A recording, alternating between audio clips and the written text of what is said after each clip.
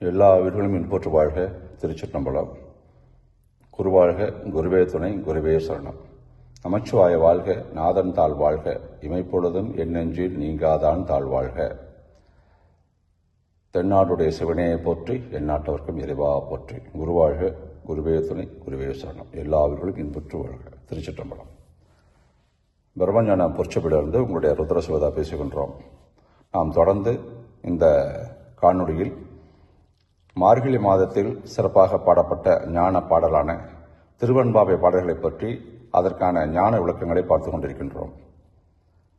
மாணிக்கவாசக பெருமான் நமக்காக நாம் அனைவரும் இறை ஞானத்தை, முழுமையான பரிபூர்ணமான அந்த ஞானத்தை பெற்று இறைவனோடு ஒளியாக கலக்க வேண்டும் என்பதற்காக இந்த பூமியில் இருக்கக்கூடிய அனைத்து உயிர்களும் பரிபூர்ண பிரம்மஞானம் பெற வேண்டும் என்ற ஒரே நோக்கத்தோடு பாடப்பட்ட அந்த ஞானம் பாடல்கள்தான் நமக்கு கிடைக்கப்பெற்ற இந்த திருவாசகம் என்ற அற்புதமான ஞானப்ப நூல்.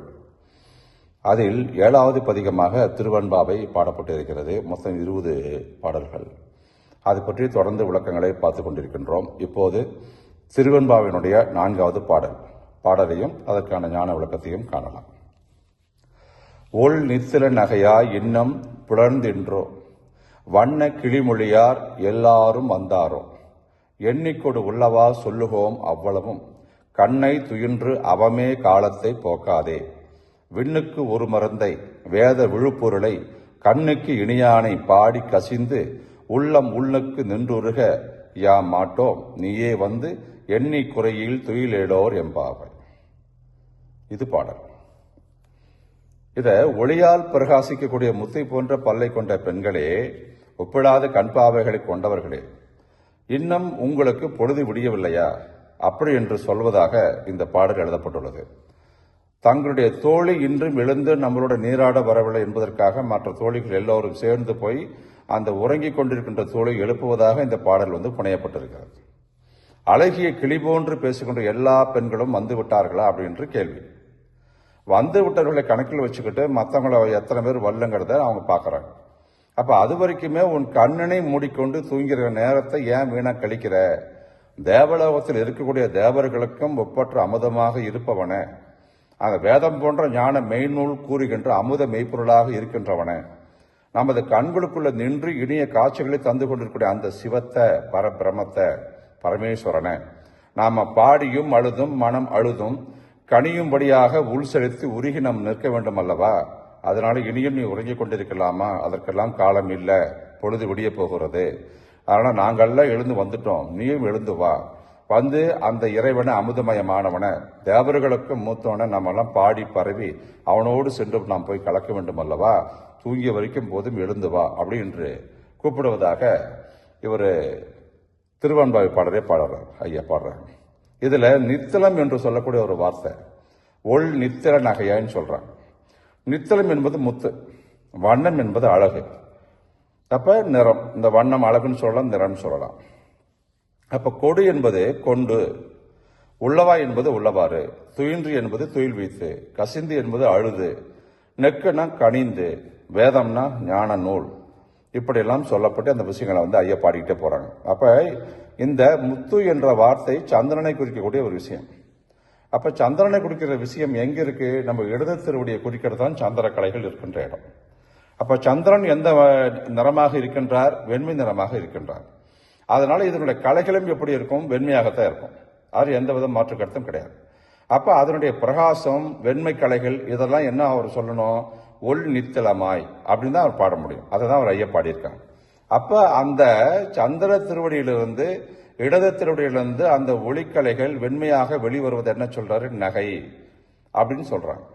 அப்ப பஞ்சபூத சக்திகளை தனக்குள்ள அடக்கி வச்சிருக்கிற திருவடியினுடைய மெய்ப்பொருள் இருக்கு இல்லையா, அது எப்படி இருக்கும்? பஞ்சபூதனுடைய ஆற்றல்களோடு, நாத விந்துக்களோடும், சூரிய கலையோடும், சந்திர கலைகளோடும், அக்னி கலைகளையும் சேர்த்து வைத்து வெளிப்படுத்துறத அவர் என்ன சொல்றார் தெரியுமா? வண்ண கிளிமொழியார் எல்லாரும் வந்தாரோ, யாரெல்லாம் வண்ணமாக அழகாக இருக்கின்ற அத்தனை பேரும் வந்து விட்டார்களா என்பதுதான் அந்த விஷயங்களை இங்க ஞானமா புகுத்த சொல்றார். இப்படி திருவடி மலர்கள் தனக்குள் மலராம இருக்கிறது அவர் என்ன சொல்றாரு? இன்னும் புலர்ந்தின்றோ, இன்னமும் உனக்கு பொழுது விடியலையா? இன்னும் இந்த திருவடி மலர்கள் இருக்கிற விஷயங்கள்லாம் உனக்குள்ள இன்னும் கைவல்யமாகலையான்றதை தான் இன்னும் புலந்துன்றோம் அப்படின்னு சொல்றார். அப்ப கண்கள் விழித்திருக்கின்ற காலத்துல தான் பிரபஞ்சத்தினுடைய பஞ்சபூத ஆற்றல்களை அந்த மெய்ப்பொருள் வழியாக நம்ம உயிரை அடைஞ்சு உயிரொலியை அது பிரகாசப்படுத்திட்டு வரும். அப்ப கண்கள் மூடியிருக்கிற காலத்துலலாம் பஞ்சபூத சக்திகள் உயிர்கிட்ட போய் சேர்றது கிடையாது. காரணம் என்ன? சுழுமுனை வாசல். அந்த சுழுமுனை வாசல் வழியாகத்தான் இந்த பஞ்சபூத சக்திகள் எல்லாம் உள்ள போகுது, வெளியே வருது திருவடிகள் வழியாக. அப்ப கண்களை மூடியிருக்கின்ற பொழுது சுழுமுனை வாசல் மூடப்பட்டிருக்கும். அப்ப சுழுமுனை வாசல் மூடிட்டா அந்த சுழுமுனை வாசல்குள்ள தான் நெருப்பாடி இருக்கு, மயிர்பாலம்னு இருக்கு. அப்ப அதுவும் என்னாகும், கேட்டு க்ளோஸ் ஆன மாதிரி அதுவும் க்ளோஸ் ஆயிடும். அப்ப சுழுமுனை வாசல் திறக்காம நம்மளால அதுக்கு அடுத்து இருக்கக்கூடிய வஜ்ர நாடி வாசலை பிடிக்க முடியாது. வஜ்ர வாசல் திறக்காம அதுக்கு அடுத்தபடியா இருக்கிற சித்திரணி நாடி வாசலை திறக்க முடியாது. சித்திரணி நாடி வாசல் மூடப்பட்டு இருந்துச்சுன்னா அதுக்கு அடுத்தபடியாக இருக்கக்கூடிய உயிருக்கு வெகு அருகாமல் இருக்கக்கூடிய உயிரை அடைவதற்கான ஒரு வாசல் பிரம்ம நாடி வாசல்ல இருக்கு. அந்த வாசல் முடிதான் இருக்கும். இப்படி 4 வாசல்களும் மூடப்பட்டு இருக்கின்ற பொழுது எப்படி இந்த பஞ்சபூத சக்திகள் தேகத்துக்குள்ள உள்ள போய் நம்மளுக்கு ஆற்றலை கொடுத்து இறைவனோடு ஒன்று கலக்கின்ற அந்த அற்புதத்தை நிகழ்த்தாது இல்லையா? அதனாலதான் இவர் என்ன சொல்றாரு, கண்ணை துயின்று அவமே காலத்தை போக்காதே. நீ தூங்கிட்டு இருந்தீங்கன்னா இந்த பஞ்சபூத ஆற்றல்கள் உள்ள போகாது, சுழுமணி வாசல் திறக்காது, வஜ்ரநாடி வாசல் திறக்காது, சித்திரணி நாசல் வாசல் திறக்காது, பிரம்மநாடி வாசல் திறக்காது. இதெல்லாம் ஒன்றுக்குள்ள ஒன்று திறக்கணும். ஆனா யோக மார்க்கில் சுழுமணி என்ன சொல்றாங்க, நம்மளுடைய மூலாதாரம் என்று சொல்லக்கூடிய முதுகு தொண்டு அடிப்பகுதியில் இருக்கிறதாக சொல்றாங்க. அது தவறு, அது கிடையாது. கழுத்துக்கு கீழே ஞானம் இல்லை என்பது காகபுஜுடரையோட வாக்கு, திருவாக்கு. அகத்தியரும் அதை தான் சொல்றாங்க, போகரும் அதை தான் சொல்றாங்க. கழுத்துக்கு மேலதான். ஏன்னா ஞான இந்திரியங்களை கொண்டுதான் நம்மால ஞானத்தை அடைய முடியுமே தவிர கர்ம இந்திரியங்களை கொண்டு ஞானத்தை அடைய முடியாது. அப்ப முதுகு தொண்டு கீழே மூலாதாரம் அந்த இடம்லாம் பார்த்தீங்கன்னா கர்ம இந்திரியங்களுக்கு உட்பட்ட பகுதிகள். நம்ம திருவடி என்று சொல்லக்கூடிய அந்த கண்களை ஞான இந்திரியத்தில் வருகின்ற ஒரு பகுதி. அதனால ஞான இந்திரியங்களை கொண்டுதான் நம்மளால ஞானத்தை அடைய முடியும். இதை தான் அழுத்தம் திருத்தமாக மாணிக்கவாசக பெருமான் இந்த திருவம்பாவில பதிவிட்டிருக்க. அப்ப விண்ணில் ஒரு சாவா மூவா மருந்து ஒன்று இருக்கு. விண்ணில சாவாத மூவாத ஒரு மருந்து இருக்கு. மூப்பை அடையாத இறக்க முடியாத ஒரு அற்புதமான ஒரு மருந்து ஒன்று இருக்கு. அதுதான் வேதத்தினுடைய விழுப்பொருளாக இருக்கு. அதுதான் மெய்ப்பொருள் சொல்றார். அப்ப தேகத்துல இருக்கிறத மாதிரி விண்ணாகி ஆகாயத்திலும் ஒரு மெய்ப்பொருள் இருக்கணும் இல்லையா? அப்ப இரவு பகலம் மட்டும் அந்த துவாதசாந்த வெளியில அந்த வெளி என்ன சொல்றாங்க, அந்த இடத்துல இரவும் கிடையாது பகலும் கிடையாது. அப்ப இரவும் பகலம் மற்ற இடம் எது? அத துவாதசாந்த வெளின்னு சொல்றாங்க. அதாவது ரா பகலற்ற இடம் சொல்றாங்க. அதுதான் விண்ணு, அதுதான் விண்வெளி, அதுதான் பறவெளி, அதுதான் உள்வெளி. இங்கு இந்த இறை அறிவு இல்லாம நம்மளால பிரம்ம ஞானத்தை ஒண்ணுமே பண்ண முடியாது, பெற முடியாது. அப்ப அந்த இடத்துல ராப்பகலற்ற இடத்துல அந்த இடத்துல பர அறிவு இறை அறிவு மட்டும்தான் இருக்குது, பிரம்ம ஞானத்தோட அறிவு மட்டும்தான் இருக்கு, வேற எந்த இதுவும் அங்க கிடையாது. அதனாலதான் ஒரு மாணிக்கவாசக பெருமான் என்ன பாடுறாரு, விண்ணுக்கொரு மருந்தை வேத விழுப்பொருளின்னு சொல்ற. அப்ப பரிபூர்ணமான அறிவும் பரிபூர்ணமான ஞானமும் தான் வேதம். பரிபூர்ணமான அறிவும் பரிபூர்ணமான ஞானமும் தான் வேதம். அப்ப வேதம்னா என்னங்கிறத பத்தி நம்மளுக்கு எல்லாத்துக்கும் தெரிஞ்சிருக்கும். இருந்தாலும் மக்களுக்காக ஒரு கொஞ்சமா அந்த விஷயத்தை நான் கொஞ்சம் தெரியப்படுத்திக்கிறேன். வேதம் என்ன சொல்லுதுன்னா, அறிவு ஞானம் தான் வேதம் என்று பொருள் சொல்லணும் சொல்றாங்க. மற்ற எல்லா யுகத்திலுமே தேவர்கள் ஒரே நூலாக இருந்தாலும் சரி, கலியுகத்துல மட்டும் வேதங்கள் 4 பகுதிகளாக பிரிக்கப்பட்டிருக்கு. துவாபர யுகத்தினுடைய முடிவுல வேத வியாசர் தோன்றி வேதத்தை 4 பகுதிகளாக பிரித்து உலகத்துக்கு வழங்கினார். ஒவ்வொரு வேதமும் 4 பகுப்புகளை கொண்டதாக இருக்கு. அங்க 4 வேதங்கள் என்பது ரிக்கு, யஜுர், சாமம், அதர்வணம். இது 4 பகுப்புகள் என்று சொல்லக்கூடியது என்ன தெரியுமா? சம்ஹிதை, பிரமாணம், ஆரண்யகம், உபநிடதம் சொல்றாங்க. இப்படி வேதங்க மற்ற மதங்களுடைய மத நூல்களை ஒப்பிடுவது ரொம்ப ரொம்ப அறியாமை.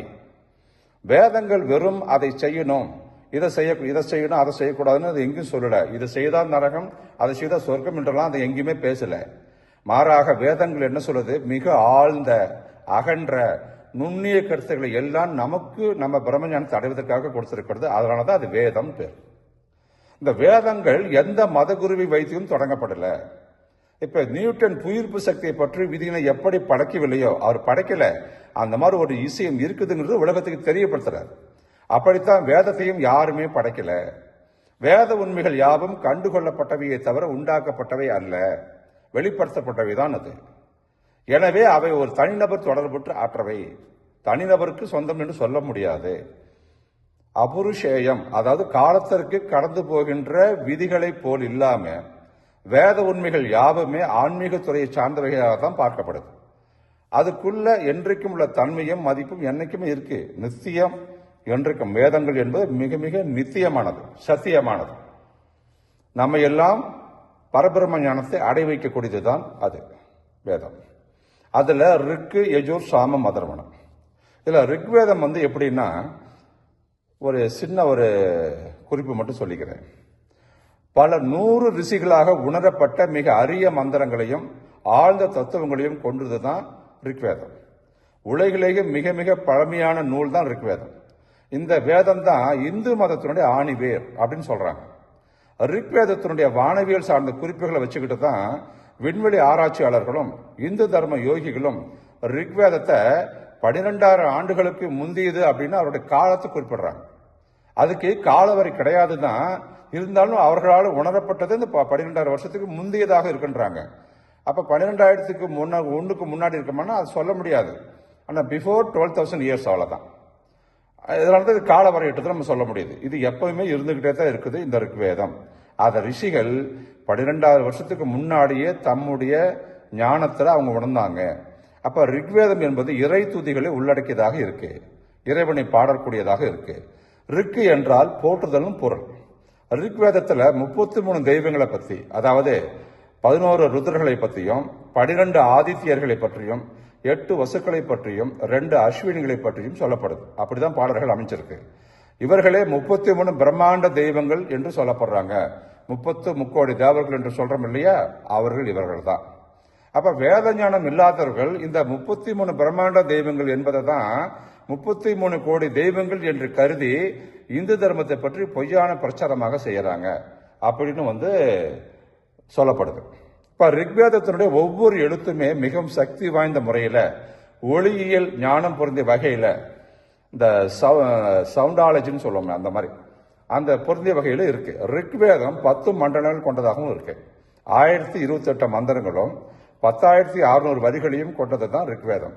இந்த ரிக்வேதத்தை அடிப்படையாக வச்சுதான் மற்ற 3 வேதங்களுமே இந்து தர்ம நூல்களுமே அமைக்கப்பட்டதாக சொல்லப்படுது. வேதங்களுக்கெல்லாம் வேதமாக ரிக்வேதம் அழிவற்ற பேரறிவு பட்டகமாக நம்மளுக்கு கிடைக்கப்பட்டது. அதுதான் பெரிய விஷயம். இது அடுத்ததாக சாமவேதத்தை பற்றி. சாமவேதம் இது ஆங்கிலத்தில் என்ன சொல்றோம், இந்த வேத ஆஃப் சாங்னு சொல்றாங்க. அதாவது பாடல் பாடல்களாக அமைக்கப்பட்ட வேதம் இது. அது ஒவ்வொரு மந்திரங்களையும் பாடல் வடிவில தான் அமைச்சிருப்பாங்க. சாமவேதத்தோட மறைபொருள் என்ன தெரியுமா, அதனுடைய இனிமையான இசை வடிவில தான் ஒளிஞ்சிருக்கு. இப்ப ரிக்வேதம் என்றால் என்று சொன்னா அது சாமவேத பாடல், ரிக்வேதம் மெய்ஞானம் அப்படின்னு அர்த்தமாகுது. அப்ப சாமவேதம் மெய்யுணர்வு அப்படின்னு சொல்றாங்க. ரிக்வேதம் மனைவின்னா சாமவேதம் கணவன் சொல்லி உபநிடதம் சொல்லுது. அப்ப சாமவேதம் ஆன்மீக அறிவையும் பக்தியின் வலிமையும் பற்றி சொல்வதாக அமைக்கப்பட்டிருக்கிறது. இதுதான் சாமவேதம். அப்புறம் யஜுர்வேதம்.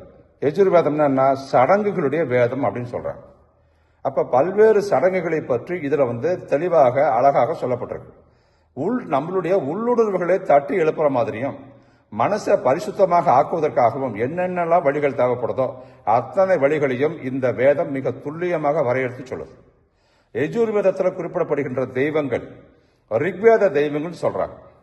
அப்ப பல்வேறு வகையான கேள்விகளையும் அதனுடைய செயல்முறைகளையும் யஜுர்வேதம் விளக்கிக்கிட்டே போகுது.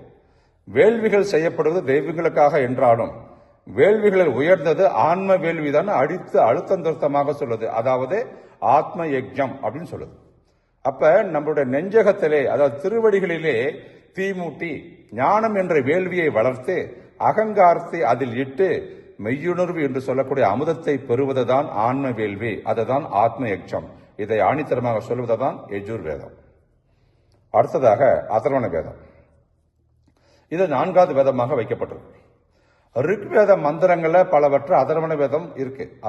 அதுக்குள்ளதான் இருக்கு. ரிக்வேதத்துல பல மந்திரங்கள் இதுக்குள்ள இருக்கு. சில தாந்திரீக மந்திரங்களையும் தடைக்கு உட்பட்ட சடங்கு ஆராய்ச்சிகளையும் உடையதுதான் இந்த அதர்வணம்.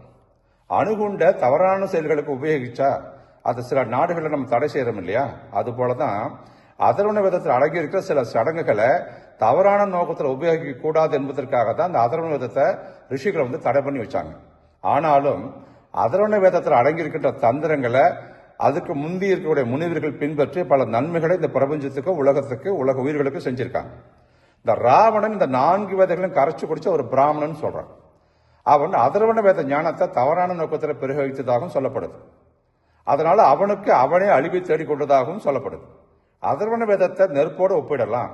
நெருப்பை நன்மையாக பயன்படுத்தினால் சமைக்கலாம், குளிர்காயலாம். அதே தவறாக உபயோகத்தில் ஒரு வீட்டையே கொளுத்தலாம். இத்தகைய வேதங்களுடைய பரிபூரணமான அறிவாகவும் ஞானமாகவும் விளங்குவதுதான் வேதத்தினுடைய விழுப்பொருளாகிய மெய்ப்பொருள் அன்றி வேறொன்றும் இல்லை அப்படிங்கிறத இந்த இடத்துல மாணிக்கவாசக பெருமான் வந்து நம்ம தெளிவுபடுத்துறார். அப்ப வேதத்தில் அடங்கி இருக்கிறது எல்லாமே இறைவனுடைய அருள்கலைகளை காணுகின்ற வழிகளாக தான் இருக்கு அப்படிங்கிறத நம்ம எல்லாரும் மறக்க கூடாது அப்படிங்கிறதுக்காக தான் இந்த பாடலை வந்து மாணிக்கவாசகர் அழுத்த நிறுத்தமா பதிவிட்டுறாங்க. அப்ப இந்த பிரம்மஞான தவத்துல ஒரு பகுதியாக்கி அந்த சுடராளி தவத்தை செய்கின்ற போது அந்த பிரம்மஞான சாதகருடைய பாரினுடைய சக்தி இருக்கு இல்லையா, அது ஒரு உறுதிப்பாட்டோடு அமைஞ்சிடும். அந்த பாரினுடைய சக்தியில் உறுதிப்பாட்டு அமைஞ்ச பின்னாடி அதனுடைய மெய்ப்பொருளுடைய மத்தியில ஒரு ஆழமாக ஒரு ஆழ்ந்து ஊன்றி ஒரு தன்னுடைய சக்தியை ஆற்றலை கொடுக்கக்கூடியதாக மாறும். அந்த நிலைப்பாட்டை தனக்கு வேணுங்கிறது அவர் எப்படி சொல்றாரு, உள் நெக்கு நின்று அப்படின்னு உருகி போய் நிக்கணும். அது எங்க நிற்கும், திருவடியினுடைய மையத்தில் கூட அந்த மெய்ப்பொருள் தன்னை ஆழ்ந்து ஊன்றி நிற்கிற பொழுது அந்த சம்பவம் நடக்கும். இப்படி அருள்கலைகள் எல்லாம் விழித்திருக்கு. இறைவனுடைய அருள்கலைகள் எப்பொழுதெல்லாம் மெய்ப்பொருளை நிலைத்து விழித்திருக்கின்றதோ அப்ப மனிதனால் உறங்க முடியாது. அதனாலதான் அவனுக்கு பசி, தாகம், தூக்கம் வராது. எப்பொழுது இறைவன் தன்னை அவனுக்குள் வெளிப்படுத்திக் கொண்டிருக்கும் காலங்களில் எல்லாம் அவன் உற்சாகத்தோடு இருப்பான், ஆனந்தத்தோடு இருப்பான், ரொம்ப சந்தோஷத்தோடு இருப்பான். அப்ப உற்சாகம் சந்தோஷம் இருக்கிறப்ப நம்மளுக்கு தூக்கம் வருமா? உறங்கவே முடியாது இல்லையா? இந்த சூக்குமத்தை ஒரு சர்க்குருட்டருடைய போய் ஒரு ஞான கர்மத்தை அந்த பிரம்மஞான தவத்தை பெற்றுக்கொண்டு நீங்கள் அனுபவமாக மாற்றும் பொழுது இதை உணர முடியும். மருள் கலைகளில் தாங்க மனுஷன் எப்போது உறங்கிக்கிட்டே இருப்பான். ஆனா அருள் கலைகள் வந்துருச்சுன்னா அவனால உறங்கவே முடியாது. அதனால நீ உறங்கியது போதும், அருட்கலையில் பெற்றுக்கொள்வதற்காக எழுந்து வா தோழி அப்படின்ற ஒரு விஷயத்த, தோழி என்பது நம்மை நோக்கி சொல்றார். நம்ம எல்லாம் தோழியாக சொல்றார் மாணிக்கவாசக பெருமான். உள்நெக்கு நின்றுருக யாம் மாட்டோமோ அப்படின்னு தான் அவர் சொல்லி முடிக்கிறார். நல்லது. திருவெண்பாவை 4வது பாடலை நாம் வந்து ஓரளவுக்கு எமது சிற்றறி கட்டிய வரைக்கும் விளக்கமாக சொல்லி முடித்திருக்கின்றோம். மீண்டும் நாளை சந்திப்போம். பிரம்மஞான பொற்சுவிலிருந்து உங்களுடைய ருத்ரசிவதா. எல்லா வீர்களும் இன்புற்று வாழ்க. திருச்சிற்றம்பலம், திருச்சிற்றம்பலம், திருச்சிற்றம்பலம்.